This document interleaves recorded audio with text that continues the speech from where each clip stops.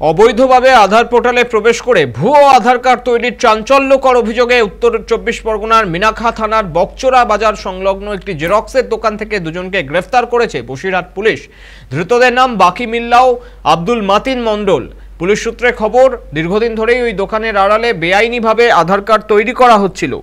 গোপন সূত্রে খবর পেয়ে হানা দিয়ে দোকানটি থেকে একটি ল্যাপটপ ও আধার তৈরির কাজে ব্যবহৃত বেশ কিছু যন্ত্রপাতি বাজেয়াপ্ত করে পুলিশ। বর্তমানে দোকানটিকে সিল করে দেওয়া হয়েছে। প্রাথমিক জিজ্ঞাসাবাদের পর দুজনকে গ্রেফতার করে পুলিশ।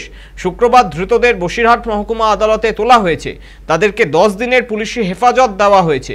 এই চক্রের মাধ্যমে কতজনকে অবৈধ আধার কার্ড পাইয়ে দেওয়া হয়েছিল এবং তারা কোন দেশের নাগরিক তা খতিয়ে দেখছে তদন্তকারীরা।